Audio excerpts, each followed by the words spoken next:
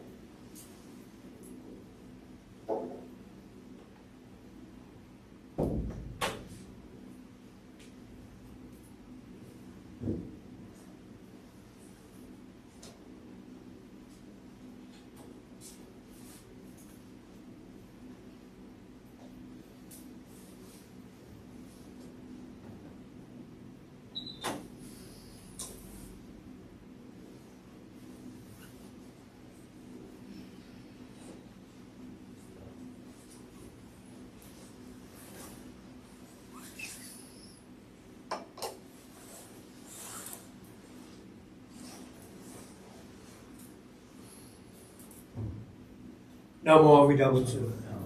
Namo Amida Butsu. Namo Amida Butsu. Namanda, Namanda, Namanda, Namanda.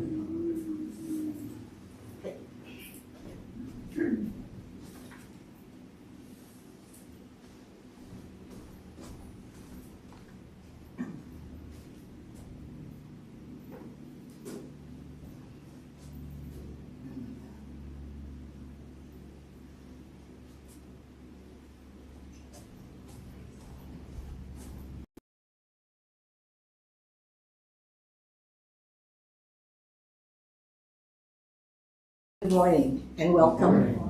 Hold on a second. So, good morning and welcome to our Hanamatsuri Service. My name is Dorothy Okamoto, and I am honored to be chairing this special service. I just hope you can't hear my heart beating, going a boomba, boomba, boomba. A little nervous, okay? So we will begin this morning's service with the reading of Sambujo, followed by Reverend Fujimoto's explanation of Sambujo.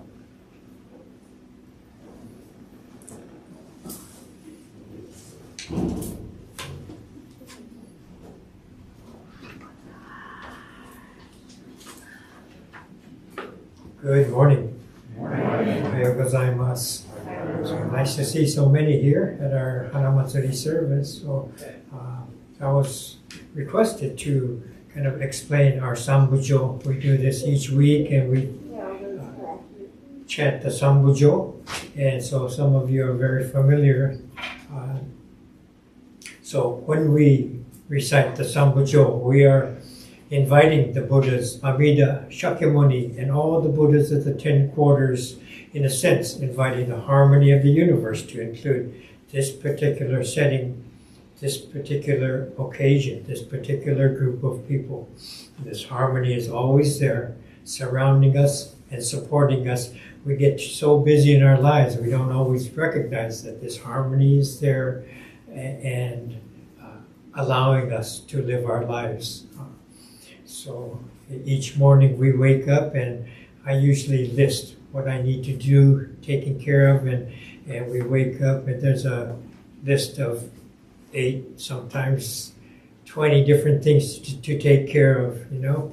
And one by one we check them off. Brush my teeth, wash my face, comb my hair. I skip that one.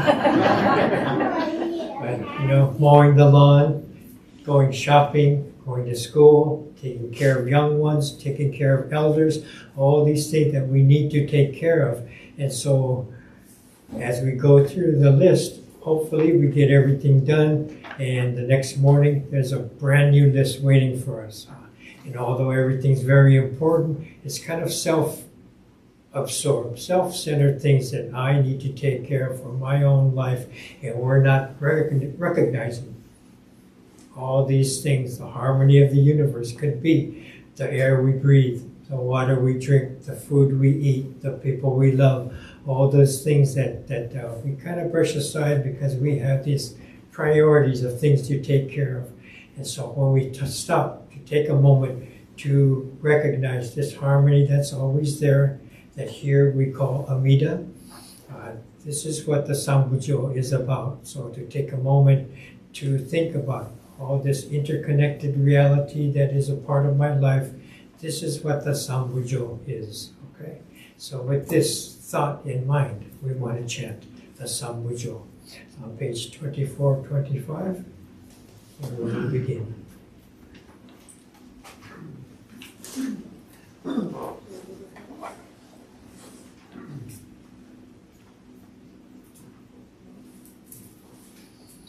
Namanda, namanda, namanda, namanda, namanda.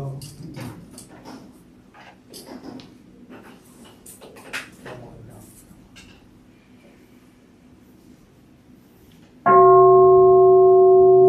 み Namanda, namanda, namanda, namanda, namanda. いの Namanda, namanda, namanda, namanda, namanda. みいの Namanda, namanda, namanda, namanda, namanda, namanda. みいの Namanda, namanda, namanda, namanda, namanda, namanda. みいの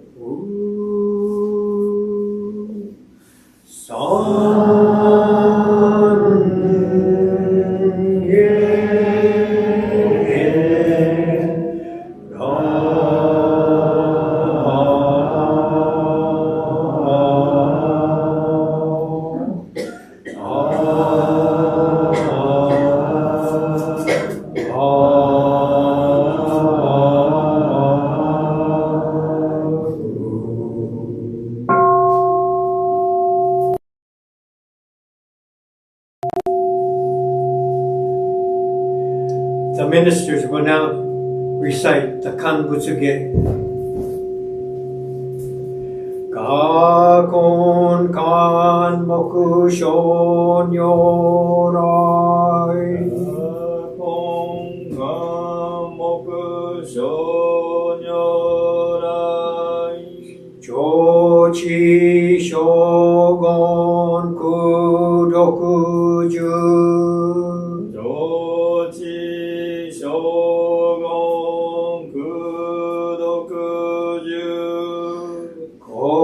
Choku shujo ryoriku.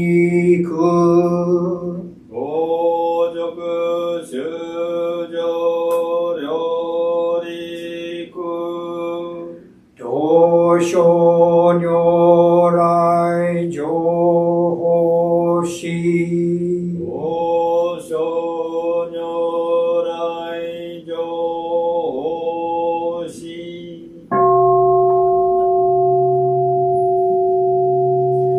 We now bathe all the Tathagatas whose pure wisdom is adorned with innumerable virtues.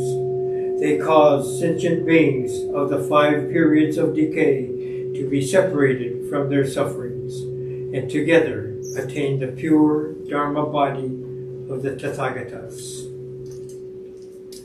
Hanamatsuri Service. We are fortunate to be here in this world where birth is difficult. We're even more fortunate to be able to meet the vow of immeasurable life and light that transforms us to become truly human. On this Buddha Day, celebrating the birth of the baby Buddha, we are reminded of the rarity, nobility, and preciousness of each individual life that is sustained by infinite workings of all others. With humility and gratitude in our hearts, may we rejoice in the birth of Siddhartha Gautama, who had later become the Buddha, the fully awakened one. Please join me in Gassho. Namo Amida Butsu. Namo Amida Butsu. Namo Amida Butsu. Namanda, Namanda, Namanda, Namanda. Juseige.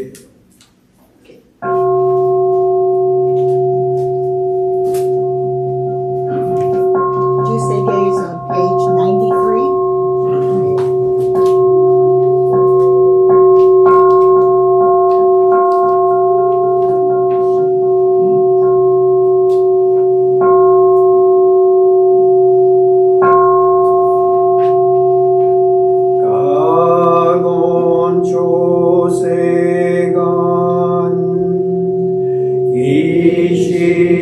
不浄土、志願不満足、成不上昇が、我を無力法、不義大摂取、不再承認無、成不上昇が、餓死上運動、妙正長実法、空教微小門、成不上昇が、利欲人少年、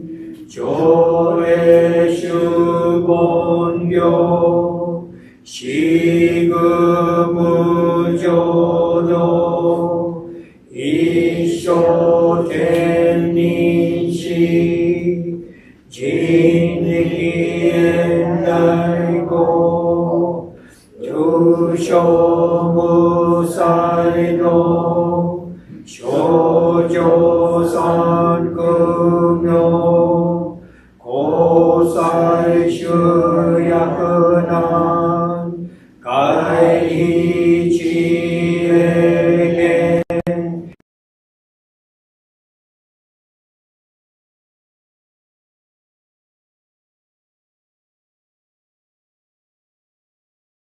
無断全宗門、高僧上満足、異様老人法、日月修十期、天候不言、一種解放像、公正の法、上大集中、説法ししぐ、具用一切物、具足種特本、元年出上満、特異三来用、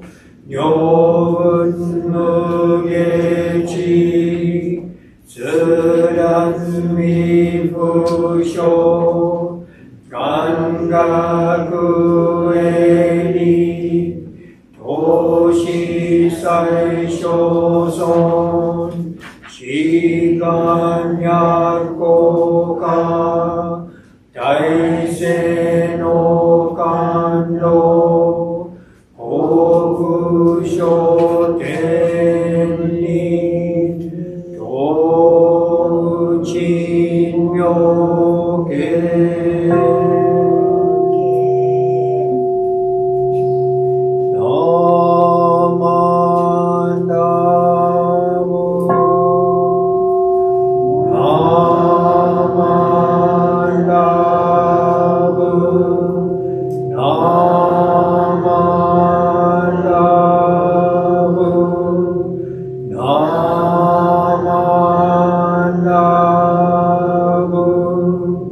No.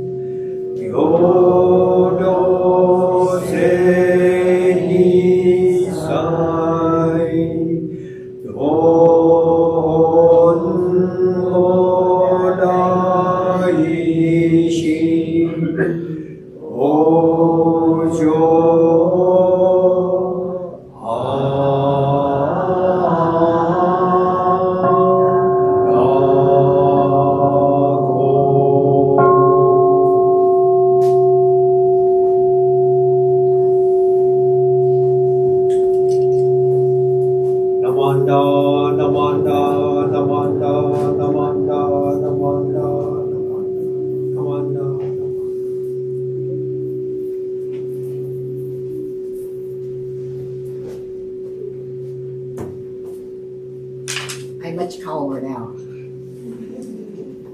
So please stand for our first gatha, We Are One, in the White Book on page 150, and remain standing for the three treasures in our purple book on page 8.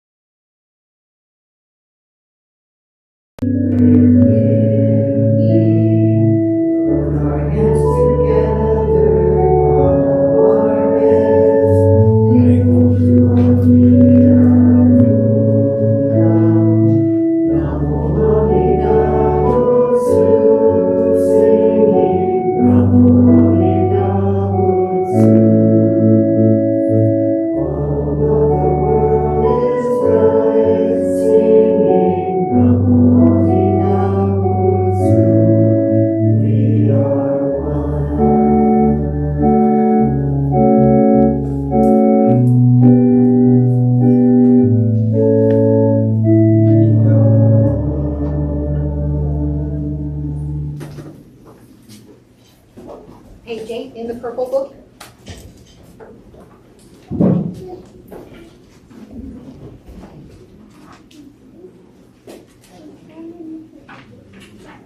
We all ready? Gotta juggle our books. Yeah. Okay. Looks like we are ready. Page 8, okay?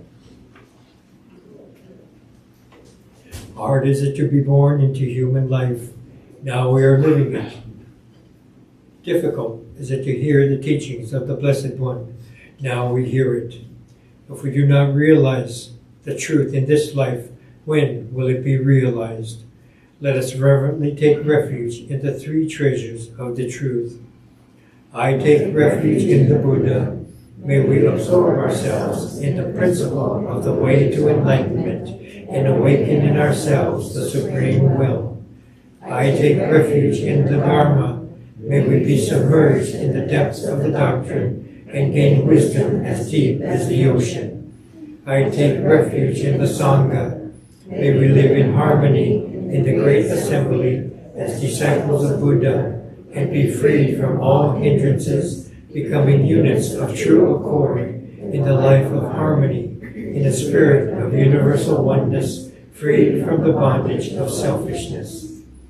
Even through myriad ages of kalpas, hard is it to hear such an excellent, profound, and wonderful doctrine. Now we are able to hear and receive it. Let us thoroughly understand the true meaning of Tathagata's teachings. Gassho. Namo Amida Butsu. Namo Amida Butsu. Namo Amida Butsu. Namanda, Namanda, Namanda. Please be seated.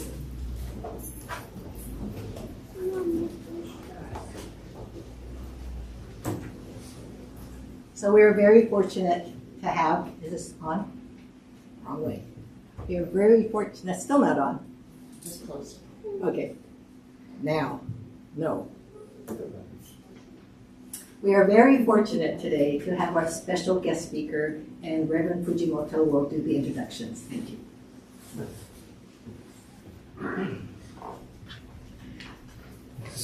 All right, we get to have a guest speaker today, so we're very fortunate and makes it all the more a very special service before I introduce Reverend Ken Yamada, just wanted to point some things out to our Dharma School students. You know, we didn't have a chance to meet in class this morning, but you know, we all worked on the decorations for today's Hanamatsuri service, and kind of pretty much different from our usual Sunday setting, right?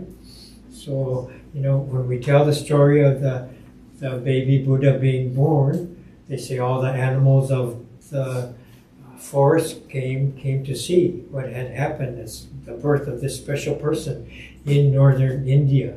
So when he was born in northern India, do you think they had giraffe and penguins?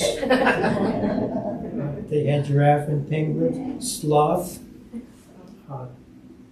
moose, Alaskan moose and things like that. So maybe not so, but we put these things out here and we decorate this because we want it to be a special service, okay? So sometimes you hear the story of the Buddha and you wonder, is that true? Did that really happen? And I think people all through history, they want to embellish the story, make it nice, make it special.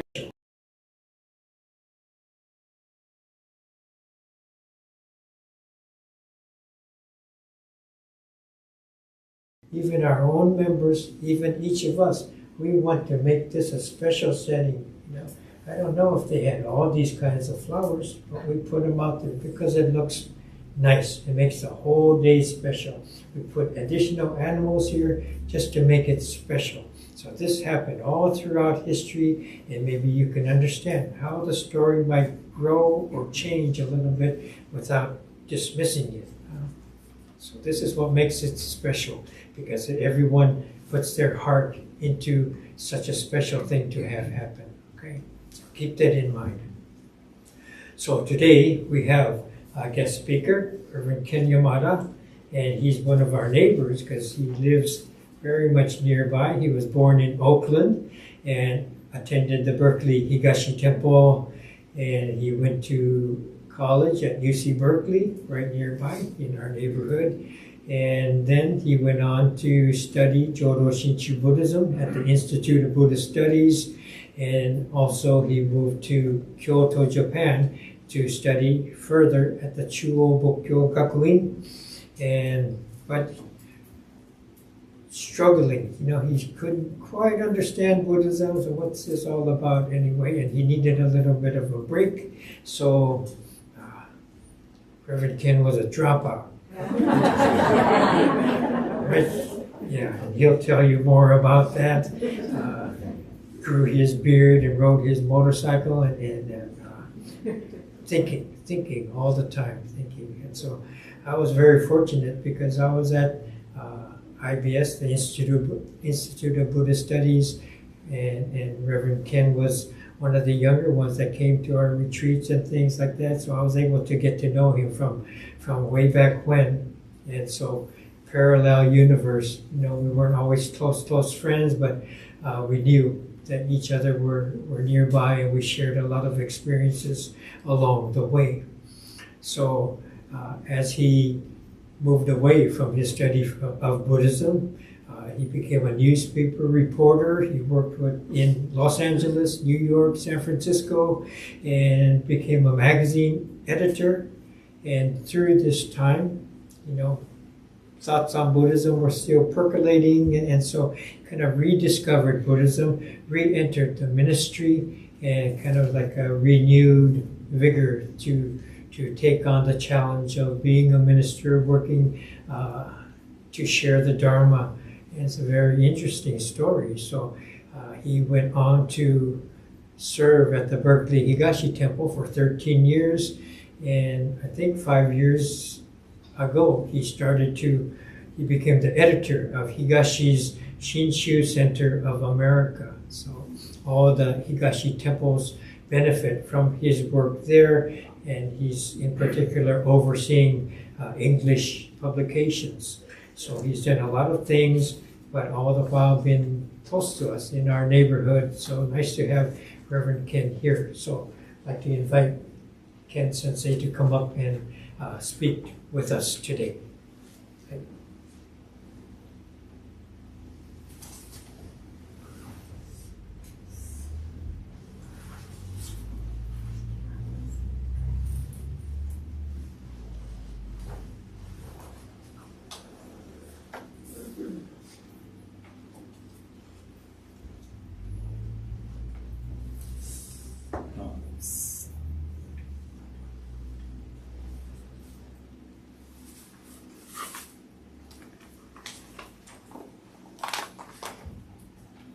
Good morning, everyone. Good morning. And nice to see everyone here for Hanamatsuri, celebrating the Buddha's birthday.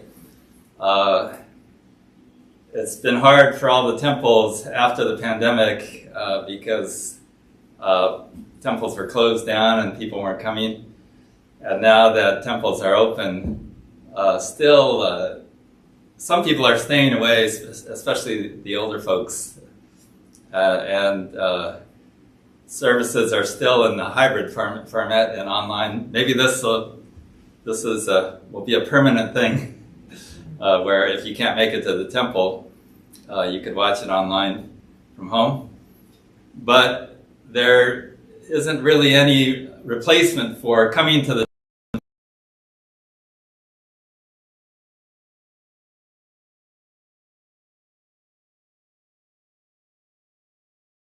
I'm glad you're all able to come, and I hope you folks at home can make it out next time.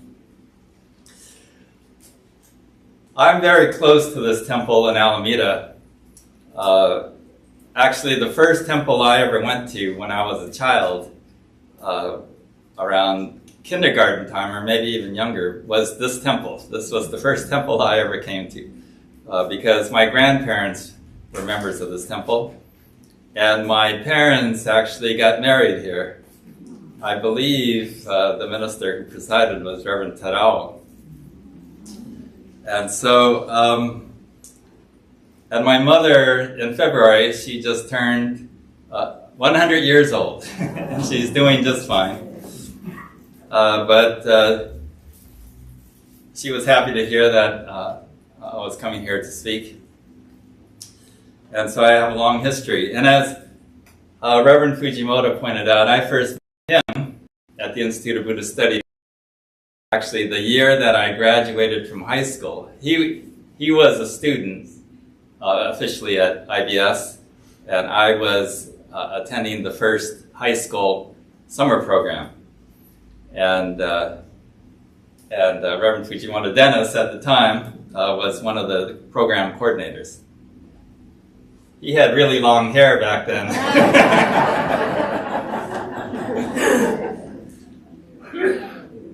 So I'm happy to be here. I would like to tell you a story which happened a few years ago. I saw a naked man walking down the road. And no, it wasn't in Berkeley, and it wasn't in San Francisco. It was in India. And this man was an older man. He had long grayish hair. He had a long beard. And he had a walking stick. And he was walking very steadily along the side of the road. And behind him were three other men who wore rags as clothes. And I was riding in a tour bus, and I was just looking out the window, and I saw this naked man. And I wasn't sure what to make of it, and then the tour guide said, "Oh, did everyone see the naked man? He is a holy man." And these naked men are called Naga sadhus. Sadhu is a holy teacher. And they practice a form of extreme asceticism in which they try to live the most simple life possible. So they don't have any possessions. They sleep outside. They try not to kill any living thing. So they're very careful as to where they walk and where they sit, and even what they eat. So they usually eat things that are just the fruits of trees, for example, or vegetables that you can pick without killing the entire plant. And even clothing is a form of luxury. And so they don't wear clothing. They are found in the religious tradition of Jainism. And these naked holy men go back to the Buddha's time. So when the Buddha was alive, there was this kind of spiritual practice.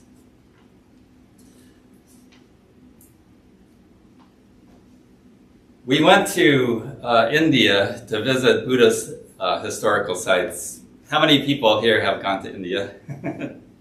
Good. So you can imagine these scenes I'm about to describe. Excuse me.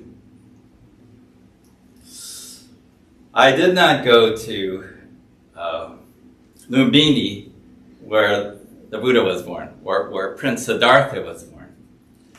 Lumbini, in ancient times, 2,600 years ago, was part of the Indian subcontinent, which consisted of a patchwork of kingdoms. So there was like territories throughout the land of India, and in each territory there were kings and ruling families.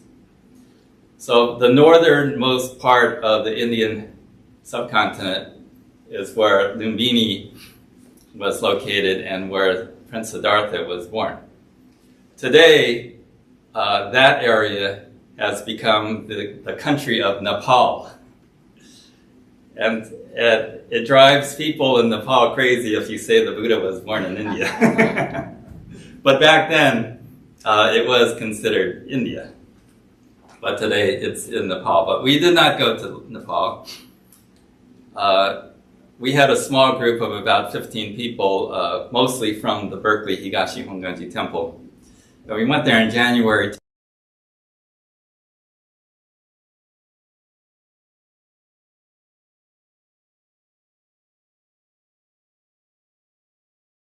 It's considered the poorest state in all of India.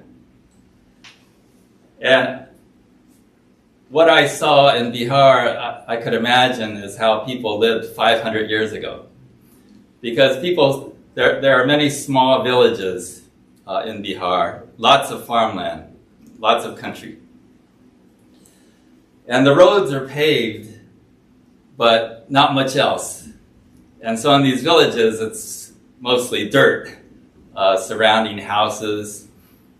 I did not see a single store, such as a supermarket or a 7-Eleven. Instead, there were merchants who sold fruits from carts, and they had stands in which they might sell fish, or they would have cages of chickens, and they would transport their food or supplies, and you would see water buffaloes pulling these carts. And in India, and especially in Bihar, there are many animals just walking around freely, this kind of wild animals. But they're not really dangerous because animals are respected in India. So people leave them alone, or they feed them, or they treat them very kindly. So the animals are very relaxed. There are many dogs. You see pigs walking around through villages, goats, and of course many cows, which are considered sacred. There are also monkeys. Monkeys you would see like we see squirrels here. You'd be in the garden out here and you'd see a squirrel running up a tree, you wouldn't think much of it. And in India, you would see a monkey, or you'd see a whole family of monkeys.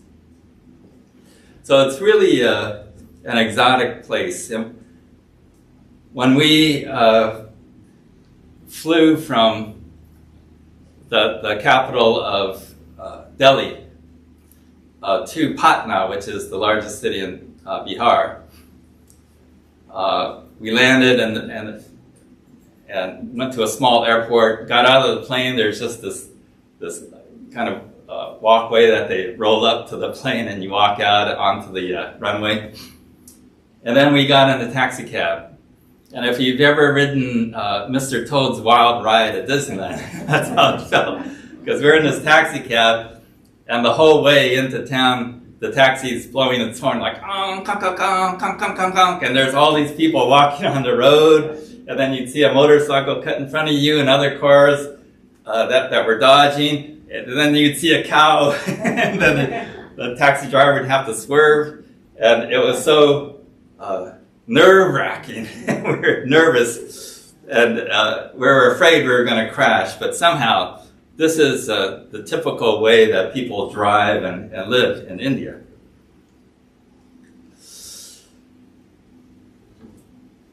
So we went to Bodh Gaya, which is the place where the Buddha was enlightened, where he sat underneath the Bodhi tree. But before we went to Bodh Gaya, we went to an area close by. If you remember the story of the Buddha,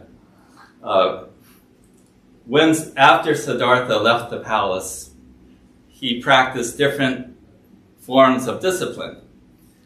And at one point, he lived in the forest with 5 other ascetics, and he hardly ate anything. He fasted, and he meditated all the time. He wore rags for clothes. And finally, he became so weak from hunger and all his practices that he collapsed. And then this young woman from the village gave Siddhartha a bowl of rice porridge, and Siddhartha decided to eat it to regain his strength. So we went to this place where Siddhartha had meditated and collapsed. And there's a small monument, kind of a mound of, like a small hill that marks the spot. And even there, it seemed like how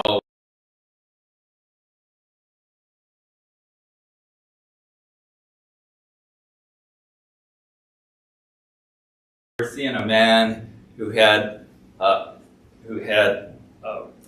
clump of rice, which he was shaking out to get the rice kernels, and then he was shaking them in a straw basket. And then from there we went into Bodh Gaya, which is kind of like a Disneyland for Buddhists. But if there's one place in the world that would be a sacred place to make a pilgrimage to, I think it would be Bodh Gaya. Like the Muslims have, what's it called? Mecca. That they would visit, and Christians would go to Jerusalem in Israel.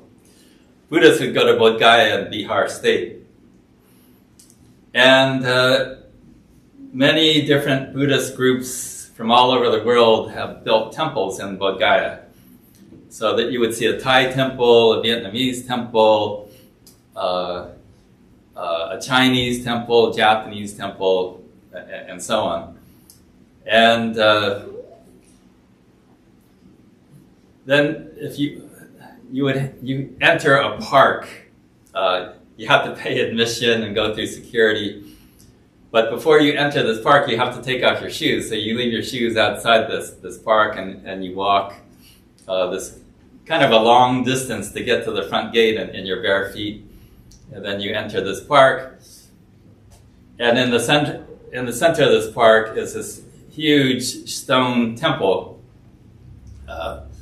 And it reminds me of an ancient temple that you would see in an Indiana Jones movie that's made of sandstone. And it's built in the shape of a stupa, which is the shape of the Washington Monument. So it's this big tower, which is taller than this building. And it comes to a point. And on this tower are these geometric shapes like squares and circles. And then you can go inside this temple, and then there's a statue of Shakyamuni Buddha in there. And on the day that we went, the Dalai Lama was supposed to go there and give a talk. So there were probably thousands of Tibetan monks walking around and Tibetan lay people who are waiting for the Dalai Lama. And this place is so sacred that you would see monks and lay people bowing to this temple, or behind the temple, there's the Bodhi tree. It's a descendant of the Bodhi tree. It's not actually the real Bodhi tree, because those trees for 2,000 years. But there is a tree back there that represents the Bodhi tree. And so all around this temple, you see people bowing to it. And because they're showing such great respect, you know, in Japan, there are different degrees to how you bow, right? If you're just bowing to a friend, you can just kind of nod your head. If you're bowing to your teacher, you have to bow 45 degrees, right? If you're bowing to the emperor, you have to bow 90 degrees. These people were bowing with their whole body. So they would put their hands together, and then they would get down on their knees, and then they would lie down flat on their chest and put their arms out like this.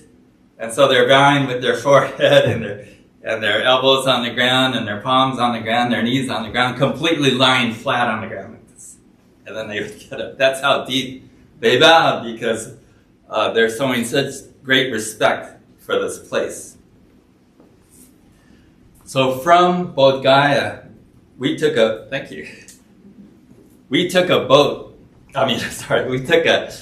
shuttle bus, a tour bus, and rode it 6 hours near the ancient city of Varanasi. And the ancient name of the city is Benares. And it's said that this city has been continuously inhabited for 3,000 years. It's one of the oldest cities in the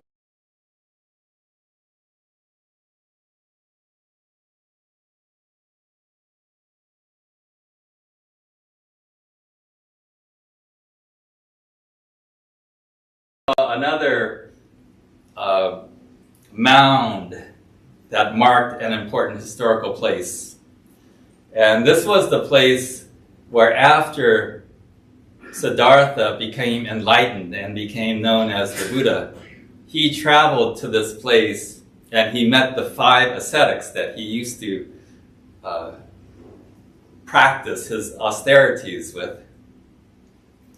And there he first explained what he understood about life. And so the tour guide was saying, oh, there's where the Buddha met with the 5 ascetics, and the bus started to slow down, and I got up, but we didn't stop. And there's the mountain, and I'm like, wait, I want to get a picture. And the bus kind of slowed down, and I'm trying to snap a picture, but we didn't stop. And I'm like, why aren't we stopping? Instead, a little bit farther down the road, we went to a place called the Deer Park. And the Deer Park is where the Buddha first gave a talk to a large group of people, to 60 people. And at this place, there is a big, about 5 or 6 stories tall, a lot bigger than where he gave the talk to the 5 ascetics. And it's a big stone monument, kind of a big mound that's kind of circular.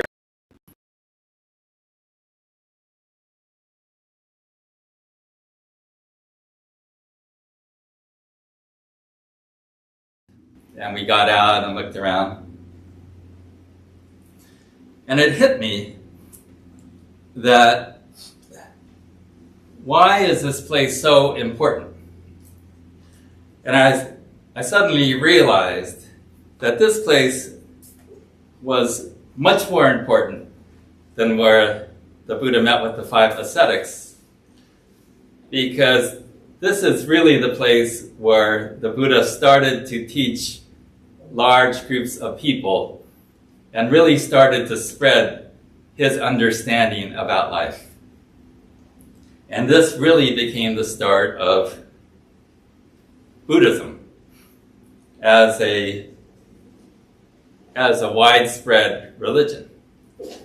Had the Buddha stopped and only explained his understanding to the 5 ascetics,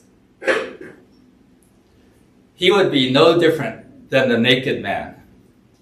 These naked holy men do not teach at churches. They're not part of large groups of organized religions. They are individuals who are seeking the holy path, who are seeking spiritual understanding for themselves. And then they may have followers, but only 2 or 3 or a handful of people. But the Buddha wanted to share his message with everyone, So Deer Park at Sarnath is really the birthplace of Buddhism.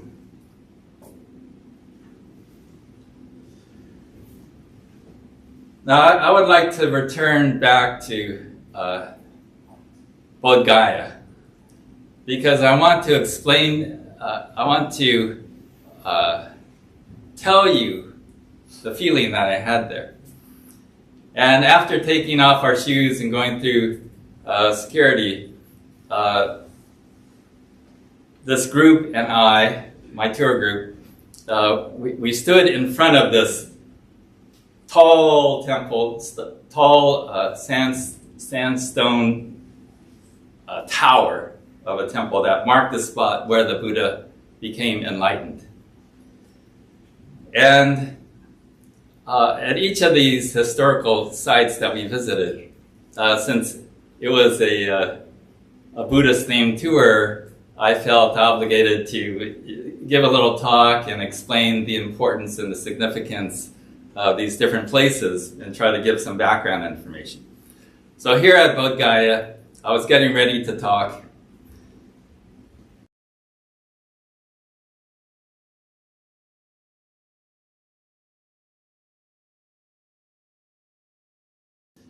And I began to cry, and I couldn't speak. I just started to cry. And I started to cry because I really felt this is the spot. This is the spot where Siddhartha awakened to this great understanding about life that became our teaching of Buddhism. And for me, this teaching of Buddhism is the most important teaching in my life. And this teaching is really, for me, the key to understanding this life and to understanding the importance of this life. And this is the most important thing. And this teaching, or this understanding, this truth, is what I am now basing my existence. It's more important than any possession that I could have, than any amount of wealth that I could have. And this teaching, I feel, is the key, which will help me to overcome any fear that I have, any doubt that I have about death, about this life, and about all the people in it. And that's why I started to cry. And then someone shouted out from my group, "Group hug!" And then we all huddled together like we're the Green Bay Packers in a huddle. Like, it's great to be here, it's great to be here. And I go, yeah, okay, it's great to be here. So that was my experience in India, and I hope you all get a chance to go. And if you do have the opportunity to go, then by all means, please go. So today we are observing and celebrating and coming together as a Sangha, just like those 60 people in Sarnath who came to listen to the Buddha. This time we are before a statue of the baby Buddha. This is actually a trick, kind of a trick here to have the baby Buddha that we're showing our respect to. Because when when this child was born, this child was not the Buddha, right? So that's very strange. This child was born named Siddhartha. Siddhartha was a human child who was the baby of this king and queen of this one particular kingdom in northern India. So why is this baby a Buddha? Because this baby represents more than just a baby. Any Buddha represents wisdom. It represents our awakening. It represents having a greater understanding than we had before. So this baby Buddha that we observed on Hanamatsuri represents our understanding, represents the birth of our own awakening in our minds, in our own minds. This is the true meaning of the symbolism in Hanamatsuri. That at that place in Bodh Gaya where the Buddha sat in meditation, it's amazing when you think about it, because his understanding just came from what was between his ears, what was in his head.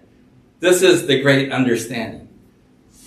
That he realized that awakening, that true liberation and freedom and understanding in life comes from merely changing our perspective in our heads about what life is all about.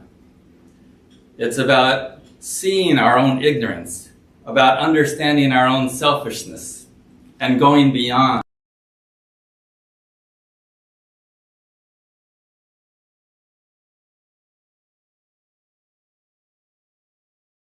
We're all really one in this life, and really appreciating this life that we have been given. So on this day, Hanamatsuri, in which we observe the birth of the Buddha, let us awaken in our own minds to this great wisdom and live our lives with greater awareness. So please join me in Gassho. Namo Amida-butsu. Namo Amida-butsu. Namo Amida-butsu. Thank you.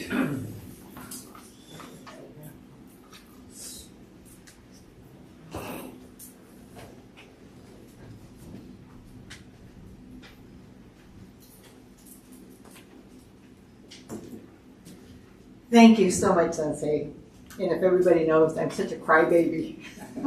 I should not be up here. But anyway, we'll now have, number one, thank you so much. If you can all please stand for Ondak-san on page 2. Ondak-san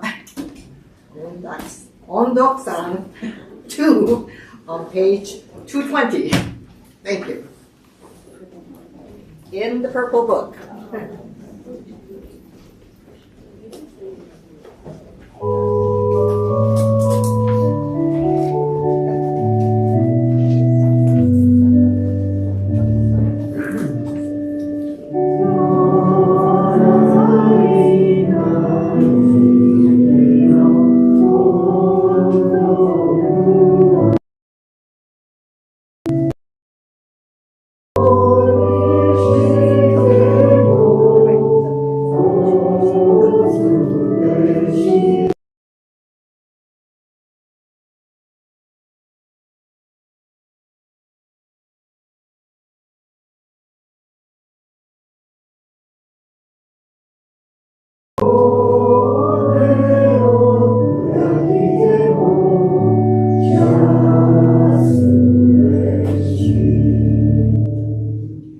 Namo Amida-butsu. Namo Amida-butsu. Namo Amida-butsu. Namo Amida-butsu.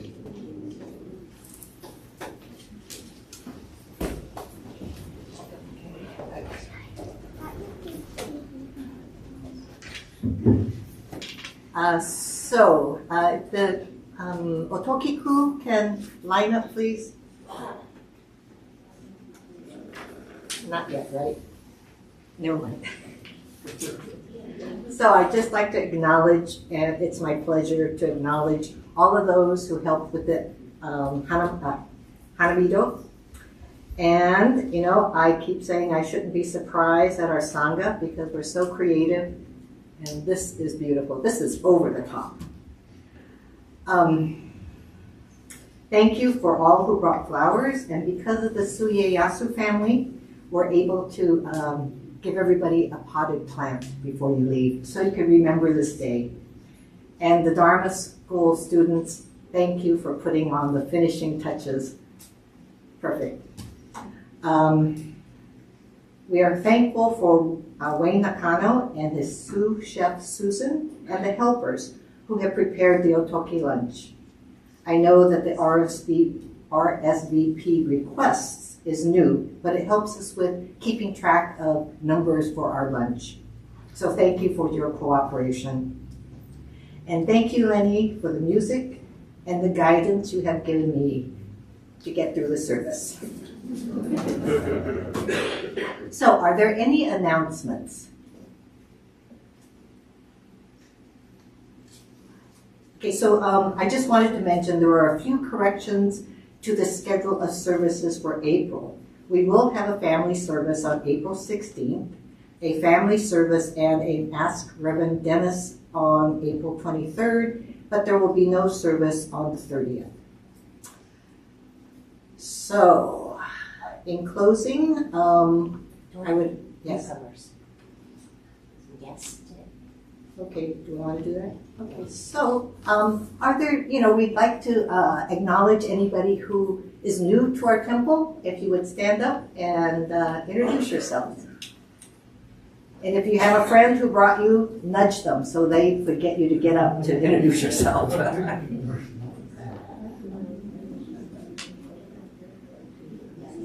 No? Sure? Okay.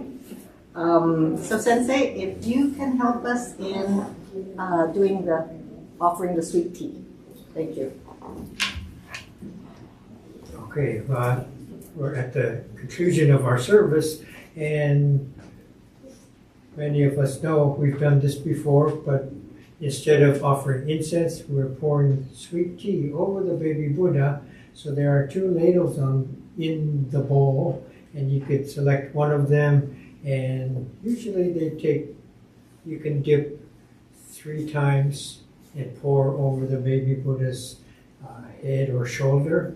And so symbolic of the sweet rain that is part of the story of the baby's birth.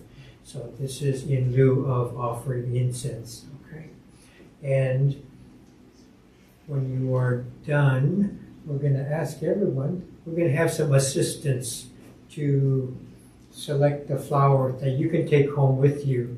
Okay, so all of these, as we get close to the end, a lot of these flowers will be gone and you'll get to take them home. To start this, we're going to ask, we have people helping in the kitchen that need to get back to the kitchen to help serve with lunch. So we're going to ask for the kitchen crew to come and start, and you can watch them, how they step forward and offer sweet tea instead of the incense, okay?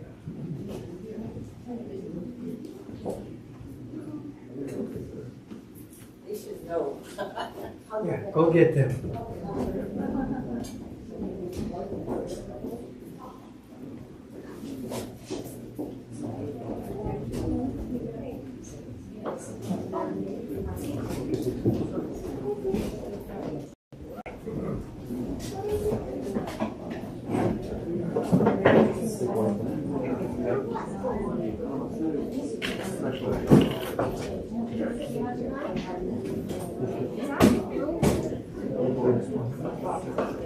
So while this is going on, we're going to conclude our video portion of the service.